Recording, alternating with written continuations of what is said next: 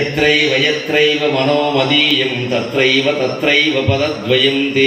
అమ్మవారు విస్తుపోయింది బాబోయ్, ఇలా మాట్లాడేవాడు ఎవడన్నా ఉంటాడా? అమ్మా, చాలామంది చెబుతారు పెద్దలు, భగవంతుడి పాదాల మీద మనస్సు లగ్నం చేయమని నా వల్ల కావట్లేదు, దిక్కుమాల మనస్సు ఇది ఉంటుందా, ఎటో ఎటో పోతుంది. నీ పాదాల మీద నా మనస్సు లగ్నం చేయడం నా వల్ల కాదు, కానీ ఓ పని చేయి, నా మనస్సు ఎక్కడ కడితే అక్కడే నువ్వు లగ్నం అయిపోయి చెప్పాడు. ఇది ఎదురు తిరిగి వాదించడం అంటే ఇదే. ఎదురు తిరిగి చదరంగం అంటారు చూడండి, ఇది. ఇంకా ఆవిడ మాట్లాడలేదు, ఇంకా అయిపోయి వీడి బంగారంగా నా నెత్తులు పెట్టి ఎక్కడ కొట్టవచ్చు. మరి అంతే కదా, నువ్వు ఎక్కడైనా ఉండగలవు, నేను ఎక్కడైనా ఉండలేను, నాకు ఇష్టమైన చోటు ఉంటాను, లేని చోటు ఉండాలి. నేను జీవుడు, నన్ను పట్టుకుని అంటే నేనేం చేయను ఇక్కడ. ఎత్రైవ ఎత్రైవ మనోమదీయం తత్రైవ తత్రైవ పదద్వయం తే. నువ్వు అంతలో వ్యాపించి ఉన్నావు కదా, నువ్వు మీ ఆయన. అందుకని ఓ పని చేయండి, నా మనసు ఎక్కడికి వెళ్ళింది, గుంటూరు సంతలోకి వెళ్ళింది, మీరు అక్కడికి వచ్చేయండి. నేను కాదన్నా, నన్ను ఎక్కడికి రమ్మంటారేంటి? నవ్వులో కూర్చో పాదాలు నాకు వీలు కాదు. నేను వంకాయలు కొనుక్కోవాలి,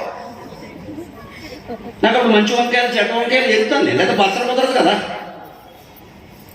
నువ్వు వంకాయల మీద దృష్టి పెట్టావు, నా మీద దృష్టి, ఓ పనికి నీ మీద నేను దృష్టి పెట్టాను కదా, నా మీద నువ్వే దృష్టి పెట్టానంట. ఇప్పుడు ఇంకేం మాట్లాడతారండి?